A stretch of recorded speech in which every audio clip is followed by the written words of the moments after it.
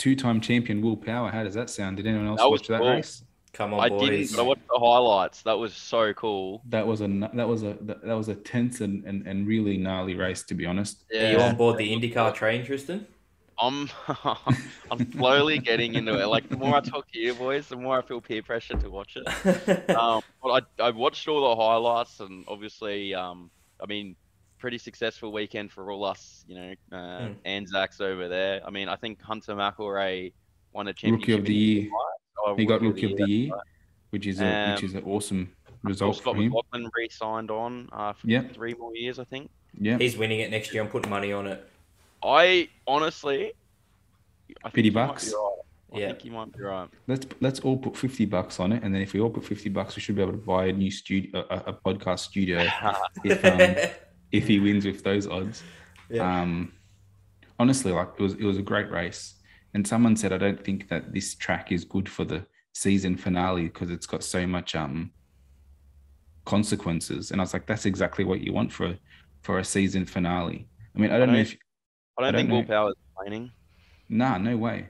I don't know if you saw it, but Newgarden started 25th, and he was on a mission, man. And every time he'd be coming up the hill towards the corkscrew, I think lap after lap after lap, he just kept dive bombing into the corkscrew. That's pretty much what the highlights were. If you go watch the highlights, it's pretty much just like him passing. I think it was. I don't really know too many of the IndyCar drivers, but it was just this guy just dive bombing everyone every lap. But it was just like that was pretty cool. Every lap he was doing a dive bomb down into the corkscrew, and I was like, man, that's ballsy because coming in tight at the corkscrew, it's such a elevation change. It's really hard for you to sort of keep your traction and stay planted. But that sort of shows like what he was willing to risk to get to the front, and then pull over. It was actually a really awesome weekend for just motorsport in general. Like the supercars was unbelievable. That was some of the coolest racing I've seen, and I'm sure we'll touch on the Pukekohe stuff later. But the 12 hour. Did you guys watch the 12 hour? Some of the Nürburgring stuff. I didn't watch any. Jack Evans won in the 12 hour. Oh, did he? Yeah, he won with Porsche. Sven Muller and that. I was too busy this week and there was too much other stuff on. I know. I didn't. I knew it was on at Nürburgring. I just did not look at it at all. I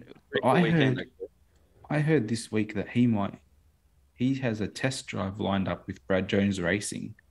Jackson does. Yeah, Jackson does to maybe do the Bathurst 1000. I thought that's an awesome. That would be awesome to have someone like him come back to Australia after sort of leaving in. It'd be a shame to see him leave factory Porsche though, because that's just such a. No, I think it's just a one-off, just for the Bathurst 1000. Yeah.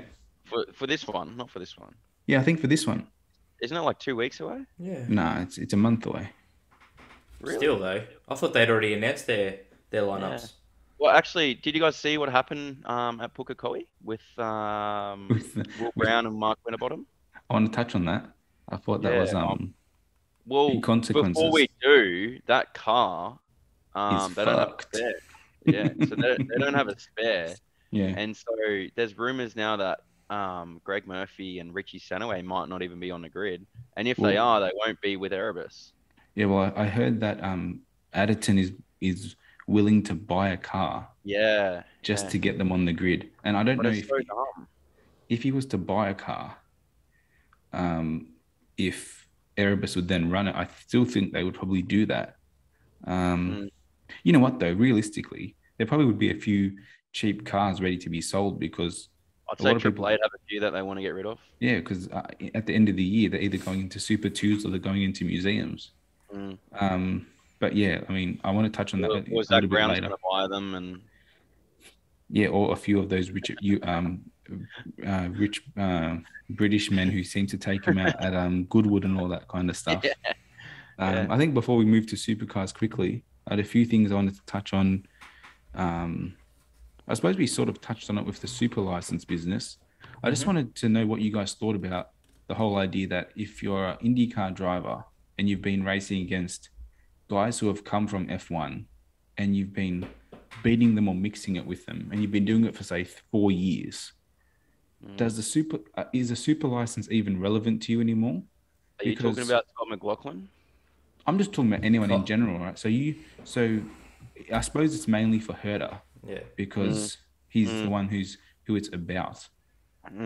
But like I feel like to say, if you look at how the points for the super license are even dispersed, I think IndyCar's points are the same as F3, not even F2, right? It's the FIA though. It's literally it's the same thing they do with supercars, but they want people to go through the F3, the F2 pathway, which generates them more and more money.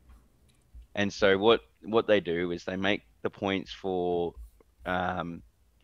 like other series like Indy cars or GT3 or even I think is it the LMP cars or whatever they are? Yeah, so the endurance cars. So it's like even the super Formula. If you go and win the World Endurance Championship, it's rated lower as I think winning the F2 Championship. Well, this week Callum Ilott is racing in IndyCar this year, and he was racing in F2 last year, and he pretty much said, like he nearly won the championship last year in F2, and he said that there is no comparison with how close the IndyCar championship is and how much harder it is compared to the F2. And he said it's down to things like you're racing on road courses, street courses, and you're racing on ovals. He said you're racing against actual men. You're not racing against people some of the best drivers in the world, past and present. Yeah, he said you're not racing against people who are learning their craft. You're racing against people who have been doing this for 20 years. You know, you're racing against, like, think about, like, even last year, Paolo went to IndyCar and he's racing against Scott Dixon, who's been doing it for 20 years. He's racing against Will Power, who's been doing it for 20 years. We're racing against Alex Rossi, F1 driver, Indy 500 champion. And then to win that championship, you're telling me that that's equivalent of winning an F2 championship? It's not even close. F2 is a feeder series for developing drivers. You're not even a world champion if you win F2. Aren't you? No, they don't. They don't do it with MotoGP. So if you win F3, if you win F2, you're not a world champion. Yeah, and I think that's just ridiculous because it's a World Series. Yeah. So Indy cars, which I don't get, is predominantly raced all around America. Well, it's not a World Series. No, but it's like, in my opinion, you would have more to win in an Indy car than you would in an F2. That's just my opinion. Yeah, you can win the Indy 500. It's probably the hardest race, open wheel race to win in the world. And then you ask the question: have we ever seen an F1 or F2 championship come down to the last weekend where five people win the championship? 2021. 5 people? 5 people. Oh, not 5 people. No, like I feel like this week felt like the intensity was that race where Rosberg beat Hamilton in the championship. Like it felt like that this week. But like realistically, F1 or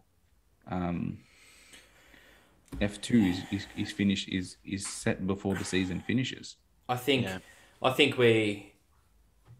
if they make changes now for Herder, they're asking for a world of pain. I think what they need to do moving forward is change how the super license points are allocated. So I don't think they should let Herder in at this stage. He came 10th in the championship. Realistically, yeah, but he's been so good from when he started, man.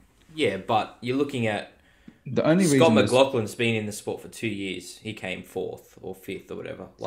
Fourth. Fourth, right? Yeah. So if we're going on that, then Scott McLaughlin should. Yeah, but Scott McLaughlin's in the best team, and he's walked into the best team. And yeah, you have to perform. Yeah, but and his teammates are amazing. Yeah, I mean, I'm not taking anything against Scott McLaughlin. I'm just saying if you've got a 21-year-old who's come in, won races every year he's been there for 3 years, and he was a championship contender last year and the year before. And you're trying to grow your sport in America. Like he's the best young American talent that you could probably pick up at the moment. I think that's the thing though. If he wasn't American, there wouldn't be this talk. No, I think there would be this talk. There's been talk for a few years for him. This is just Andretti's been talking about buying an F1 team, so potentially they buy Haas and they put him in it. But I don't see it happening with this super licensing. It's the same thing that happens in supercars.